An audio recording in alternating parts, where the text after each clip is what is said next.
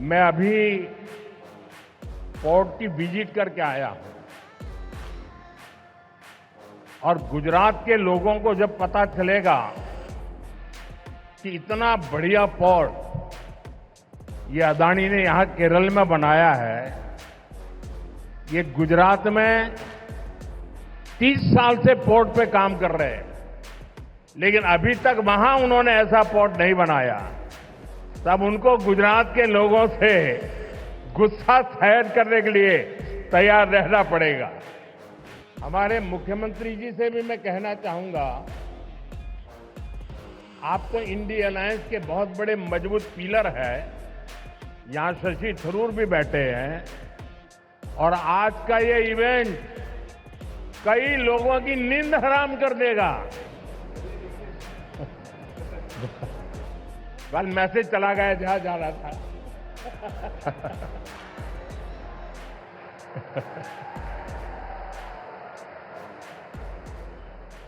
ಪ್ರಧಾನಿ ನರೇಂದ್ರ ಮೋದಿ ಕೇರಳದ ತಿರುವನಂತಪುರಂನಲ್ಲಿ ವಿಜಿಂಜಂ ಅಂತಾರಾಷ್ಟ್ರೀಯ ಬಂದರನ್ನ ಲೋಕಾರ್ಪಣೆಗೊಳಿಸಿದರು. ತಿರುವನಂತಪುರಂನಲ್ಲಿ ಈ ಕಾರ್ಯಕ್ರಮ ಇದ್ದಿದ್ದಕ್ಕೆ ಸ್ಥಳೀಯ ಕಾಂಗ್ರೆಸ್ ಸಂಸದ ಶಶಿ ತರೂರ್ ಹಾಜರಿದ್ರೆ ಕೇರಳ ಮುಖ್ಯಮಂತ್ರಿ ಪಿಣರಾಯಿ ವಿಜಯನ್ ಕೂಡ ವೇದಿಕೆಯಲ್ಲಿ ಉಪಸ್ಥಿತರಿದ್ದರು.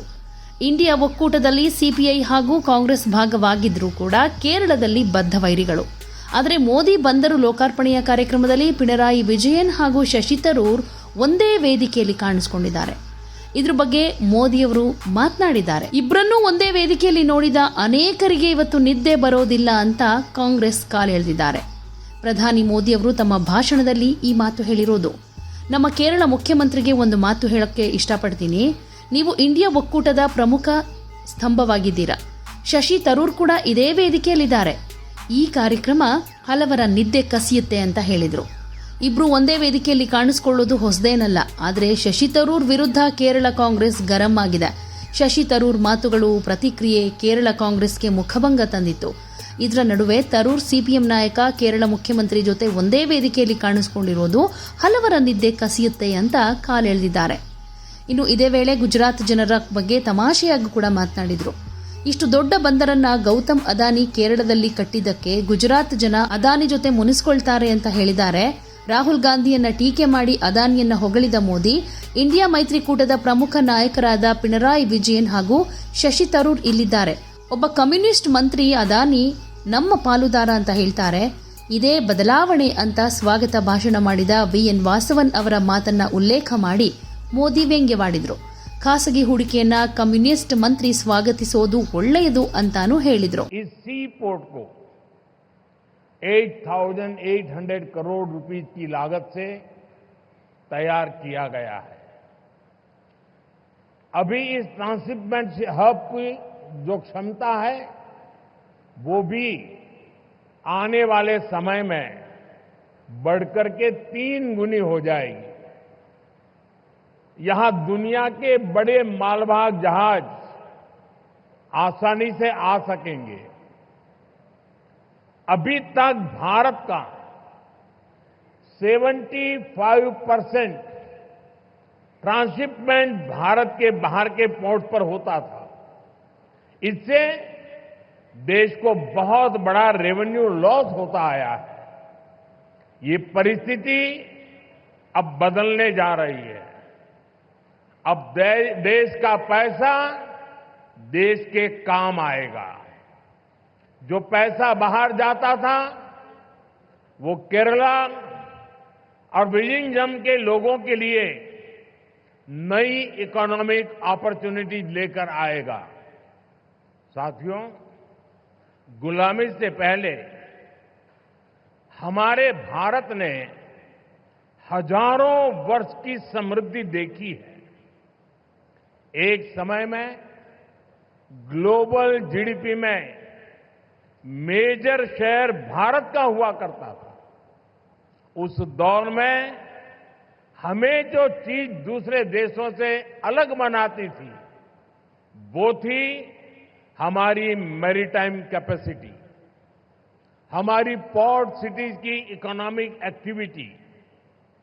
केरला का इसमें बड़ा योगदान था। केरला से अरब सागर के रास्ते दुनिया के अलग अलग देशों से ट्रेड होता था। यहां से जहाज व्यापार के लिए दुनिया के कई देशों में जाते थे। आज भारत सरकार देश की आर्थिक ताकत के उस चैनल को और मजबूत करने के संकल्प के साथ काम कर रही है। भारत के कोस्टल स्टेट, हमारी पोर्ट सिटीज विकसित भारत की ग्रोथ का अहम सेंटर बनेंगे। मैं अभी पोर्ट की विजिट करके आया हूं और गुजरात के लोगों को जब पता चलेगा कि इतना बढ़िया पोर्ट ये अदानी ने यहां केरल में बनाया है। ये गुजरात में 30 साल से पोर्ट पे काम कर रहे हैं, लेकिन अभी तक वहां उन्होंने ऐसा पोर्ट नहीं बनाया। तब उनको गुजरात के लोगों से गुस्सा सहन करने के लिए तैयार रहना पड़ेगा। हमारे मुख्यमंत्री जी से भी मैं कहना चाहूंगा, आप तो इंडिया अलायंस के बहुत बड़े मजबूत पिलर हैं। यहां शशि थरूर भी बैठे हैं और आज का ये इवेंट कई लोगों की नींद हराम कर देगा। कल मैसेज चला गया जहां जा रहा था।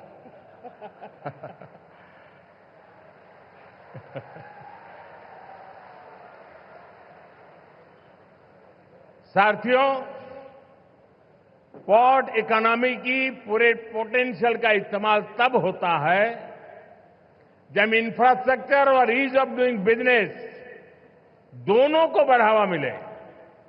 पिछले 10 वर्षों में यही भारत सरकार की पोर्ट और वाटरवेज पॉलिसी का ब्लूप्रिंट रहा है। हमने इंडस्ट्रियल एक्टिविटीज और राज्य के होलिस्टिक विकास के लिए तेजी से काम आगे बढ़ाया है। भारत सरकार ने राज्य सरकार के सहयोग से सागरमाला परियोजना के तहत पोर्ट इंफ्रास्ट्रक्चर को अपग्रेड किया है, पोर्ट कनेक्टिविटी को भी बढ़ाया है। पीएम गति शक्ति के तहत वाटरवेज, रेलवेज, हाईवेज और एयरवेज की इंटर कनेक्टिविटी को तेज गति से बेहतर बनाया जा रहा है। ईज ऑफ डूइंग बिजनेस के लिए जो रिफॉर्म्स किए गए हैं, उससे पोर्ट्स और अन्य इंफ्रास्ट्रक्चर सेक्टर में भी इन्वेस्टमेंट बढ़ा है।